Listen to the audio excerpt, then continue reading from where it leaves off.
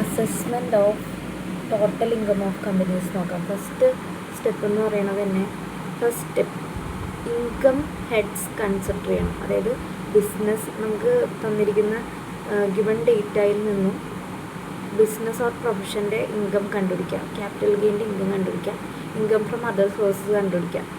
അപ്പോൾ gross total income കിട്ടും അല്ലേ. അതിൽ നിന്ന് സെക്കൻഡ് സ്റ്റെപ്പല്ല, ഫസ്റ്റ് സ്റ്റെപ്പിൽ തന്നെ second step deductions and adjustments ചെയ്യുക. അതായത് disallowed expenses, allowable expense, depreciations and IT rules, അതൊക്കെ ഇല്ല. Deductions available for business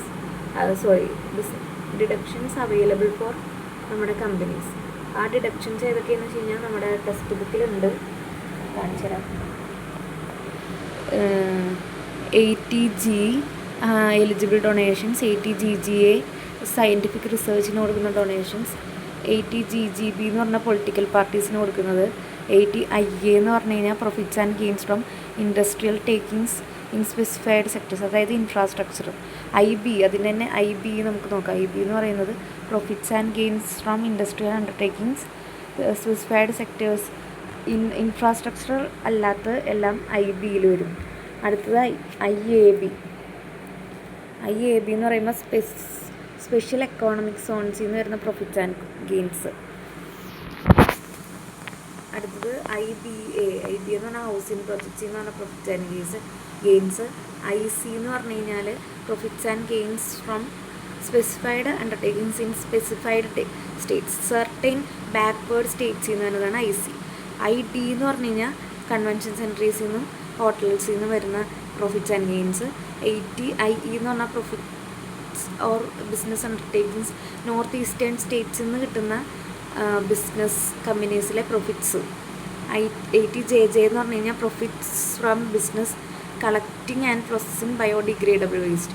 80JJA എന്ന് പറഞ്ഞു കഴിഞ്ഞാൽ deduction for employment of new workmen, പുതിയ വർക്ക്മെന് എംപ്ലോയ്മെൻറ്റ് കൊടുക്കുമ്പം അത് ഡിഡക്റ്റ് ചെയ്യാം. പിന്നെ 80LA എന്ന് പറഞ്ഞു കഴിഞ്ഞാൽ income of offshore banking units. LA offshore banking units ആണ്. M എന്ന് പറഞ്ഞു കഴിഞ്ഞാൽ dividend received and distributed by domestic companies. ഇത്രയുമാണ് ഈ പറഞ്ഞ സെക്കൻഡ് സ്റ്റെപ്പിൽ സ്റ്റെപ്പായിട്ടുള്ള രണ്ടിൽ വരുന്ന ഡിഡക്ഷൻസ് ആൻഡ് അഡ്ജസ്റ്റ്മെൻറ്റ്സ്. അത് പിന്നെ ഡിപ്രീസിയേഷൻ അതൊക്കെ set off and carry forward ഒക്കെ ചെയ്യാം സെക്കൻഡ് സ്റ്റെപ്പിൽ. തേർഡിൽ tax rates and tax calculations ആണ് അണ്ടർ നോർമൽ പ്രൊവിഷൻസ്. ഏതൊക്കെയാണെന്നറിയാലോ? നോർമൽ പ്രൊവിഷൻസ് നോക്കാം. ടോട്ടൽ ഇൻകം കിട്ടിക്കഴിഞ്ഞാൽ, അതായത് ഗ്രോസ് ടോട്ടൽ ഇൻകത്തിൽ നിന്ന് ഡിഡക്ഷൻസ് ഒക്കെ ലെസ് ചെയ്ത് ടോട്ടൽ ഇൻകം കിട്ടിക്കഴിഞ്ഞാൽ, ടോട്ടൽ ഇൻകം ഫോർ ടാക്സ് കിട്ടിക്കഴിഞ്ഞാൽ പിന്നെ ടാക്സ് പേയബിൾ ആണ് കണ്ടുപിടിക്കേണ്ടത് ടാക്സ് റേറ്റ് വെച്ചിട്ട്. അതായത് നമ്മുടെ ബിസിനസ്സിൻ്റെ അല്ലെങ്കിൽ കമ്പനിയുടെ ടേൺ ഓവർ 400 കോടിയിൽ കുറവാണെങ്കിൽ 25% ആണ് ടാക്സ് റേറ്റ്. അതിൻ്റെ ഒപ്പം തന്നെ 7% സർചാർജും 4% സെസ്സും കൂടെ ആഡ് ചെയ്യണം. പിന്നെ ടേൺ ഓവർ 400 കോടിയിൽ കൂടിയാൽ 30% എന്ത് ടാക്സ് റേറ്റ്. അതിൻ്റെ കൂടെ 12% സർചാർജും 4% സെസ്സും ഹെൽത്ത് ആൻഡ് എഡ്യൂക്കേഷൻ സെസ്സും ആഡ് ചെയ്യുക. അങ്ങനെ നമ്മൾ ടോട്ടൽ ടാക്സ് പേയബിൾ കണ്ടുപിടിക്കുന്നു.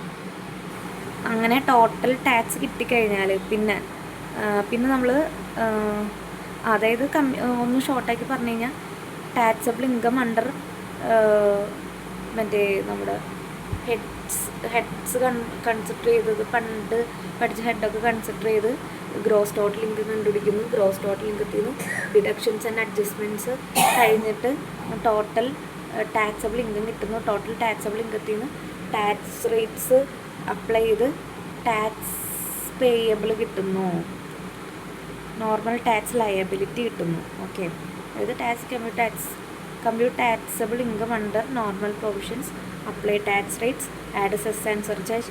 അങ്ങനെ നമുക്ക് നോർമൽ ടാക്സ് ലയബിലിറ്റി കിട്ടുന്നു. ഓക്കെ, അത് അവിടെ വരെ കണ്ടുപിടിച്ച് വെക്കാം. അടുത്ത സ്റ്റെപ്പ് എന്ന് പറയുന്നത് ബുക്ക് പ്രോഫിറ്റ്സ് കണ്ടുപിടിക്കുക എന്നുള്ളതാണ്. അതായത് അത് നമ്മുടെ നെറ്റ് പ്രോഫിറ്റിൽ നിന്ന് തുടങ്ങുക. നെറ്റ് പ്രോഫിറ്റിൽ deduction, specific items add and less ചെയ്യാനുണ്ടാവും. അതൊക്കെ ആഡ് ആൻഡ് ലെസ് ചെയ്ത് ബുക്ക് പ്രോഫിറ്റ് കണ്ടുപിടിക്കുക. അപ്പോൾ ഇനി ബുക്ക് പ്രോഫിറ്റ് എങ്ങനെയാണ് കണ്ടുപിടിക്കണമെന്ന് നോക്കാം. Computation of book profit. Start with net profit വെച്ച് സ്റ്റാർട്ട് ചെയ്യുക. പിന്നെ ഈ തന്നിരിക്കുന്ന ഐറ്റംസ് ഒക്കെ ഞാൻ വായിക്കാം. Add the following items. Profit and loss അക്കൗണ്ടിൽ ഡെബിറ്റ് ചെയ്തിരിക്കുന്ന ഐറ്റംസ് ഒക്കെ ആഡ് ചെയ്യുക. Income tax or payable, provisions for income tax, amounts transfer to any reserve, provisions for losses of subsidiary companies, dividend paid or propose dividend, depreciation. ഇതൊക്കെ debit സൈഡിൽ കൊടുത്തിട്ടുണ്ടാകും profit and loss അക്കൗണ്ടിൻ്റെ. ഇതൊക്കെ ഉണ്ടോയെന്ന് നോക്കുക. അതൊക്കെ എന്ത് ചെയ്യുക, ആഡ് ചെയ്യുക. പിന്നെ എന്തൊക്കെയാണ്, ഡെഫേർഡ് ടാക്സ് ആൻഡ് പ്രൊവിഷൻ ഡെബിറ്റിലുണ്ടെങ്കിൽ അത് ആഡ് ചെയ്യുക. Amount set aside for provisions, ascertain liabilities ആണ് അതൊക്കെ ആഡ് ചെയ്യുക. പിന്നെ expenditure relatable to exempt income under section 10 എന്തെങ്കിലുമൊക്കെ ഡെബിറ്റ് ചെയ്ത് വെച്ചിട്ടുണ്ടെങ്കിൽ അതൊക്കെ ആഡ് ചെയ്യുക. Amount set aside for revaluation resource അത് ആഡ് ചെയ്യുക. Loss on transfer of capital assets add ചെയ്യുക. ഒരു എമൗണ്ട് കിട്ടും, അതിൽ നിന്ന് ലെസ് ചെയ്യേണ്ടത്, അതായത് പ്രോഫിറ്റ് ആൻഡ് ലോസ് അക്കൗണ്ടിലെ ക്രെഡിറ്റ് സൈഡിലുള്ളതൊക്കെ ലെസ് ചെയ്യുക. Amount withdrawn from reserves except income credit ചെയ്തിട്ടുണ്ടെങ്കിൽ, brought forward loss or unabsorbed ഡിപ്രീസിയേഷനൊക്കെ ഉണ്ടെങ്കിൽ, ഡിപ്രീസിയേഷൻ നോർമൽ ഡിപ്രീസിയേഷൻ ഉണ്ടെങ്കിൽ, പിന്നെ amount withdrawn from revaluation reserves ഉണ്ടെങ്കിൽ, profit of a industrial company credit ചെയ്ത് വെച്ചിട്ടുണ്ടെങ്കിൽ അത് ലെസ് ചെയ്യുക. ഡെഫേർഡ് ടാക്സ് ക്രെഡിറ്റ് ചെയ്തിട്ടുണ്ടെങ്കിൽ അത് ലെസ് ചെയ്യുക. ബാലൻസ് വരുന്നതാണ് ബുക്ക് പ്രോഫിറ്റ് എന്ന് പറയുന്നത്. അങ്ങനെ നമ്മളുടെ ബുക്ക് പ്രോഫിറ്റ് കിട്ടിക്കഴിഞ്ഞാൽ പിന്നെ മാറ്റാണ്. മാറ്റ് എന്ന് പറഞ്ഞു കഴിഞ്ഞാൽ maximum alternative tax. Maximum alternative tax എന്ന് പറഞ്ഞു കഴിഞ്ഞാൽ ബുക്ക് പ്രോഫിറ്റിൻ്റെ 15% പ്ലസ് സെസ് ആൻഡ് സർചാർജ്. അതാണ് ഈ മാറ്റ് എന്ന് പറഞ്ഞു കഴിഞ്ഞാൽ. പിന്നെ 4ാമത്തെ സ്റ്റെപ്പ് എന്ന് പറഞ്ഞാൽ കമ്പയർ ചെയ്യണം. നോർമൽ ടാക്സ് നമ്മൾ നേരത്തെ കണ്ടുപിടിച്ച് വെച്ചില്ലേ, അതും MAT മാറ്റുമായിട്ട് കമ്പയർ ചെയ്യുക. അപ്പോൾ നോർമൽ ടാക്സാണ് കൂടുതലെങ്കിൽ അത് പേ ചെയ്യാം. മാറ്റാണ് നോർമൽ ടാക്സ് ലെസ്സും മാറ്റ് വലുതുമാണെങ്കിൽ മാറ്റ് കൊടുക്കുക, ടാക്സ് ആയിട്ട് കൊടുക്കുക. മാറ്റ് അപ്പോൾ നമുക്ക് ഇപ്പോൾ നോർമൽ ടാക്സാണ് കുറവ്, MAT കൂടുതലാണെന്നുണ്ടെങ്കിൽ നമ്മൾ നോർമൽ ടാക്സിനേക്കാളും ഒരു എക്സ്ട്രാ എമൗണ്ട് കൊടുക്കണല്ലേ, അത് MAT ക്രെഡിറ്റ് ആയിട്ട് കിടക്കും. അത് ക്യാരി 15 വർഷത്തേക്ക്. ഈ ഒരു വർഷമാണ് MAT ക്രെഡിറ്റ് കിട്ടുന്നതെങ്കിൽ അത് 15 വർഷത്തേക്ക് നമുക്ക് ക്യാരി ഫോർവേഡ് ചെയ്യാം. അത്രേ ഉള്ളൂ. ഓക്കെ.